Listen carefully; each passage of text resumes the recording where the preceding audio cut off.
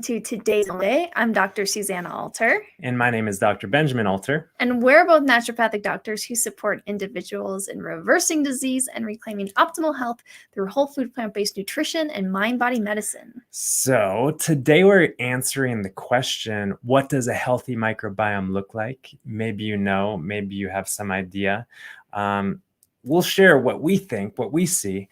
But before we do, we've got some announcements about some things going on at Alter Health. The first and most important thing at the forefront of our minds here is the upcoming Whole Food Plant-Based Challenge. This one is the energy upgrade. We're going to be talking all about the things and factors that go into producing energy, both, of course, nutritionally, but also things that can influence our energy levels as it pertains to other elements and factors of our lifestyle, which some of them are kind of common sense that we might be forgetting about, but some of them are probably hidden obstacles that maybe you haven't thought about before. Yes. So this challenge starts on June 7th and runs through June 12th.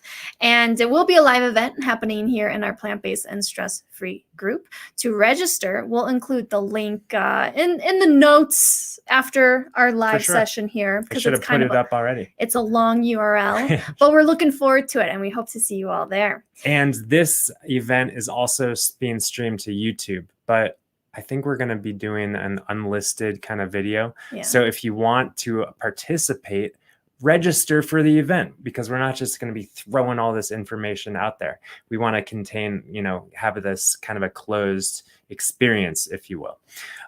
So go on and register if you haven't already. And any other announcements before? Yeah, huge announcement. Oh, yeah. Big announcement for the Alter Health podcast. Alter Your Health, it's called. Alter Your Health Even podcast. Though we don't call it that on the air. But yeah, this is the Medicinal Monday kind of version of it.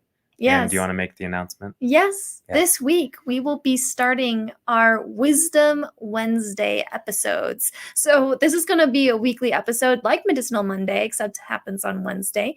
And in these Wisdom Wednesdays, we're specifically going to be diving into the realm of mindset, exploring mind, thought, and consciousness, and how these three ingredients make up the human experience and how it helps us, when we understand this stuff, it helps us to be more empowered in our life and to not feel like we're at the whim of whatever external stressors are happening around us. 100%. And of course, we're going to be tying everything together as it pertains to your physical health too, because we know that our mindset is a huge indicator, influencer of our experience of physiology and physical health and healing.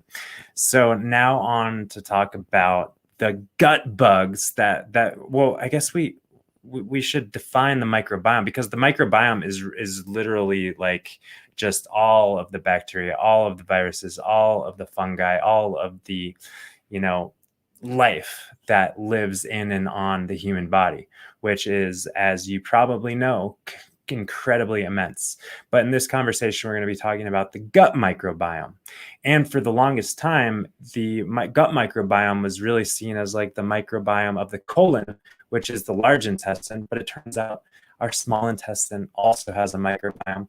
The stomach, even though it's such a harsh environment, has its own microbiome. Our esophagus, our mouth, our entire gut tube has a microbiome. And maybe that's a good place to start. Like, our gut is a tube, and, starting at the mouth, we put stuff in and then stuff comes out the other end, right? And that tube that goes through our mouth, our esophagus, our stomach, through the lower esophageal sphincter or into the stomach, and then through this pyloric sphincter into the small intestine, then into the large intestine, the ascending, the transverse, the descending, colon, and of course out the rectum and anus into the toilet in a healthy, well-formed, beautiful bowel movement, right? So that gut tube is actually outside. It's not inside the body, it's outside, it's nature. Not that you aren't also nature, but it is like the natural world. And on that interface, on that surface that interfaces with the outside world, we are we are nature. We are lined with the same, maybe not all the same, but similar microorganisms that we find in the soil, on the trees, in the air that we breathe, in the water that we drink, and so forth. Yeah. Yeah. A way to visualize this is that humans are essentially a big donut. We all have a hole running through us. Yeah. And it's what, like 35 feet or something like that, 40 feet. I'm forgetting the It's a long tube. It's a really and long tube. The small intestine, which is called small, is the largest part of our gut tube, even though it's called small because it's more narrow, or more, the diameter is smaller than the large intestine. Anyway, into the magnificent realm of microbes that live in that gut tube. Yes. Wait, so where are we going next? Well, I think we should answer the question, what does a healthy microbiome look like? And the answer to that question is diverse. In one word, diverse. A healthy microbiome looks like a diverse microbiome, meaning that there are many different types of microbe, many different species, many different populations that coexist in the gut. And this law of biodiversity is really apparent in all aspects of nature. When we look at the Amazon rainforest, we can measure the health of that ecosystem based on the level of biodiversity in the soil, in the water, of plants, of animals, and so on. And the same kind of law exists within our body. Biodiversity equals health. And of course, like, people get scared of, what about this pathogen? But what about E. coli? But what about salmonella? What about giardia? These kind of frank pathogens that can wreak havoc if we don't have a resilient ecosystem to begin with. But if we do have a resilient ecosystem to begin with, if we do have a robust, diverse microbiome and a strong gut lining, which our microbiome helps us to preserve and maintain, then when we are encountering some sort of quote unquote pathogen, our gut is able to tolerate the effects better, and it kind of just works its way out so effortlessly, so gracefully, because it's overcrowded. The pathogen, quote unquote, because whether or not true pathogens exist is in my perspective up for debate, but the pathogen doesn't really have anywhere to hold on to if it's meeting a healthy, diverse population of gut bugs. Might cause some symptoms, right? But then it flushes itself out without any harm done. So that's what a healthy microbiome looks like. Anything that you want to add, Dr. Suze? Yes. Well, I think it's fascinating when we look at the research. I mean, everyone always says, the realm of research and the microbiome is just at the very beginning. Yeah. But what we have now to look at is really interesting studies that compare the microbiomes of individuals who eat kind of a standard regular diet that includes animal products versus a diet that is high in plant foods, whole food plant-based eaters. And what they find is that the whole food plant-based eaters, those who eat more plant foods, let me guess, have greater diversity of microbes in their gut. Yeah. So, on a really basic, simple level here, it's like, how do we increase that biodiversity? Well, we eat more plants. Yeah. We eat more plants because the way to increase biodiversity in the gut is to feed the bugs the fuel that they need to thrive and proliferate. Mm-hmm. And their favorite fuel is fiber. You probably knew that. You've probably heard the term fiber. You've probably been told to eat your fiber supplement. Hopefully not a fiber supplement, because if you're following a whole food plant-based diet and eating enough, you're intaking plenty of fiber to fuel and nourish the gut bugs. But before we talk about prebiotics, fiber, I thought maybe we could talk about probiotics, even though the prebiotics feed the probiotics. But when we're talking about microbiome, it's hard to have the conversation without talking about probiotics, which a lot of people envision coming in the form of a capsule that you keep in the refrigerator or something like that, or maybe in the form of sauerkraut or kombucha or pickles or other fermented foods. But the fact of the matter is these quote unquote probiotic bacteria, otherwise often referred to as beneficial bacteria, already are abundant and proliferative in your digestive tract in the exact proportions and ratios that best suit you based on your moment to moment ever shifting environment of your digestive system. And really, if the seeds, so to speak, already there, then all we got to do, like you were saying, Dr. Susanna, is put in the ingredients, put in the fuel that is going to feed the probiotics that already exist. And a lot of people, go to the naturopathic doctor, go to the functional medicine doctor, maybe get some, advertisement slapped into their face. Buy this probiotic because your gut is probably deficient in these strains of bacteria. And if you swallow this capsule, you'll have 45 billion colony forming units, and that's going to make your gut healthier and more robust. But the fact of the matter is, we don't really know for sure, because every capsule of, not every capsule, there's many different brands, right? But in the capsule, in the bottle, or in the fermented food, it's kind of a select few different microbes that they shove in there, and then you swallow with the hope that it repopulates the gut. But the fact of the matter is, we don't know what your unique individual gut needs to optimize, because even though each human being is so incredibly much the same in terms of like 99.9% of our genetics being the same, the genetics of our microbiome, or in other words, the actual, population of bugs that live within our gut, are very much unique and different depending, once again, on our ecosystem and environment that we have and we're living in. Yeah. And let's just say that, when we do swallow these capsules, or we do eat the kimchi, which we love kimchi, by the way, we think it tastes great. But, if we're relying on it for a probiotic supplement, let's say that these beneficial bacteria do get through the harsh environment of the stomach down into the intestines and do populate the gut. We still aren't really optimizing overall biodiversity, because we're continuing to put the same few strains in and in and in over and over and over again.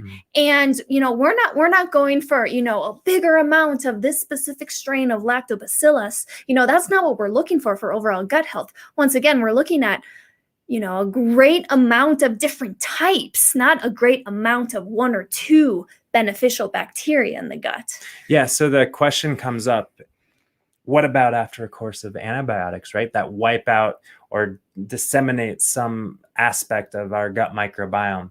And it's important to know that even after a year of harsh, broad spectrum antibiotics, you still have a microbiome. You still have gut bugs that are proliferative in your gut. If you didn't, you would literally be dead. A sterile microbiome, or an absence of a microbiome, is inconsistent with life. So a lot of people think, oh, well, if it's wiped out, maybe I should swallow some capsules, swallow some bugs to kind of help the resurgence of a healthy microbiome. But the research on this topic is quite contrary to that. Do you want to talk about that paper? That's very interesting. Yeah. Really awesome paper that compared this in two different groups. Both had just taken a course of antibiotics. One group was given probiotics. The other group wasn't. They just went on living their life. And it turns out that the group that wasn't given the probiotics actually recovered healthy populations of, those beneficial bacteria more quickly without the help of the probiotics. Makes a lot of sense. Yeah. Because the seeds, so to speak, the bugs are already in there, and all we got to do is feed them, which really leads us to talk about the most important thing when it comes to optimizing and diversifying your microbiome, which is optimizing and diversifying the plants that you feed it, or the fiber sources that you feed your microbiome. And yes, prebiotics feed the probiotics. We'll talk about postbiotics if we got time at the end. But prebiotics feed the probiotics, or fiber feeds the gut microbiome.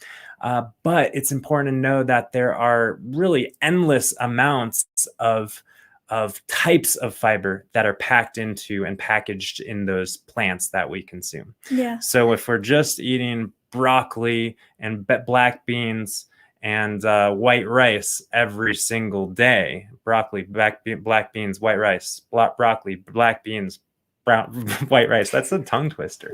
But if we're just doing that every single day, sure, it's a good nutrient dense, whole food, plant-based diet. It's kind of good staple foods, but it's really kind of slim in the types of fiber. And we might have 50, 60, 70 grams of fiber, which is great, or getting there, right?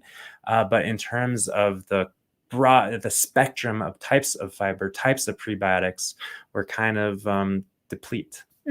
Yeah, so we got a question here from a new member in the group. Hey there, new member. What foods to eat for gut health for a healthy microbiome? So really the message is plant foods, but diversify.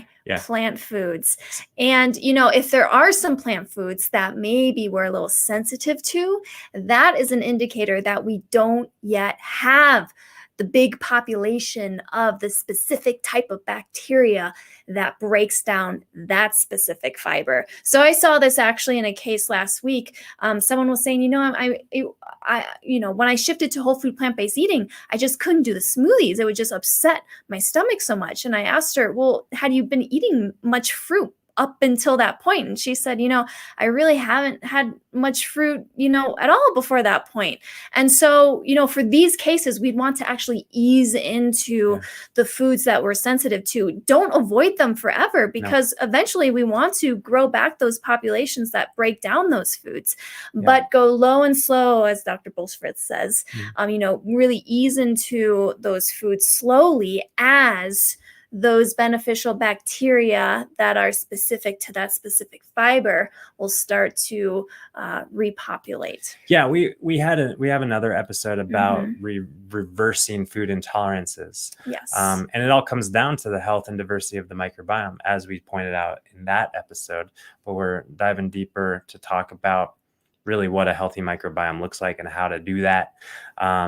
So yes, diversity of plant fibers, mix it up, eat the rainbow. And I love the idea of, joining a CSA or getting a box of misfits or imperfect produce or some sort of delivered box of stuff, because oftentimes you're sent stuff that you wouldn't otherwise buy at the grocery store, right? And you're like, oh, rutabaga, how do I, you find a recipe for a rutabaga? Well, chances are a rutabaga is gonna, if you don't eat a lot of rutabaga, it's gonna be a good kind of stretch to diversify further your unique microbiome. Yeah. And this goes also for beans and grains. It's if you're used to eating garbanzo beans, then try adzuki beans or lima beans, or what's another exotic bean? Butter beans.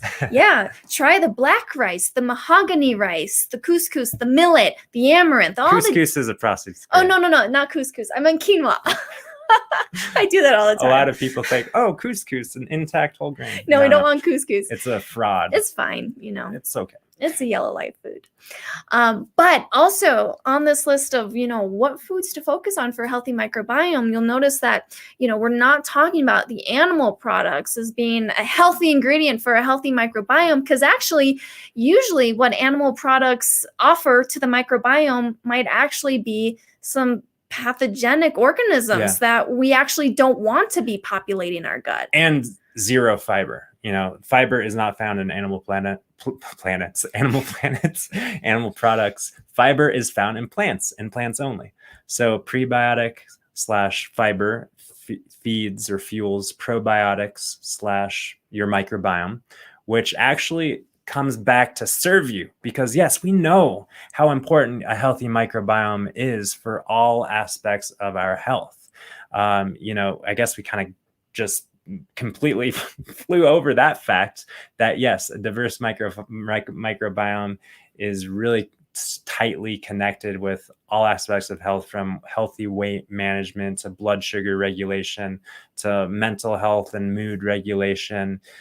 to inflammatory pathways and cancer, and all sorts of things are connected with the health and diversity of a microbiome. Yeah. And really, one of the reasons why that is because a healthy microbiome actually serves us by creating what are called short chain fatty acids, otherwise known as postbiotics. And the probiotics create the postbiotics, or short chain fatty acids. And these are things like butyrate or propionate or acetate.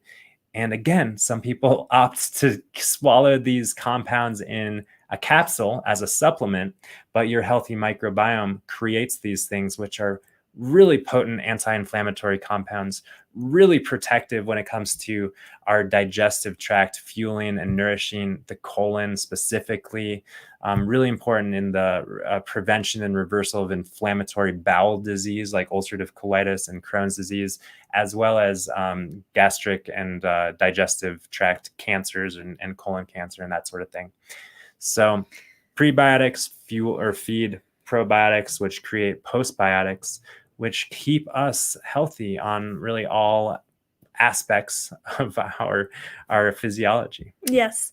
So I realize we won't be able to dive into all the different nooks and crannies in the conversation of optimizing microbiome. But one thing I wanted to talk about is also, doing our best to stay away from herbicides and pesticides that may be sprayed on conventionally grown food and produce. I'm glad that you brought that up. How could I have almost forgotten? Like, that's a huge thing, because if you're eating a lot of diverse prebiotic fibers, but they're contaminated with herbicides or pesticides, which are antibiotic, anti-life, killing the life in our gut, we're going to be feeding the microbes, but then we're killing them.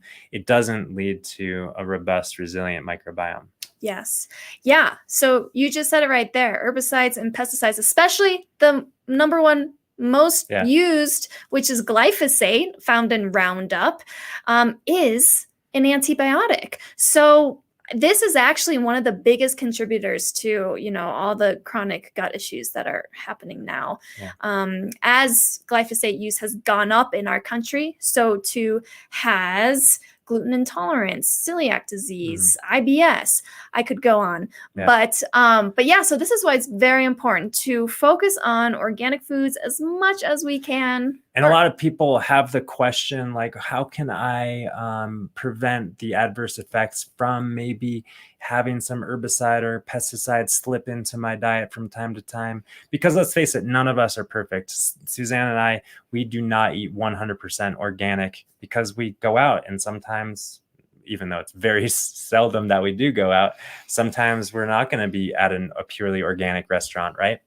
I just had some corn chips and salsa at a Mexican restaurant. I don't know. GMO corn? It might have been. But I wasn't overthinking it. I wasn't stressing it.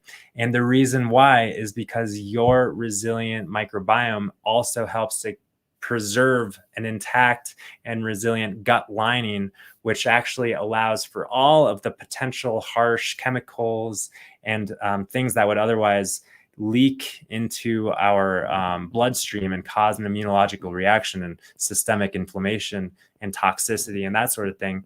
These sort of things are more likely to just be shuttled through our digestive tract and flushed down the toilet.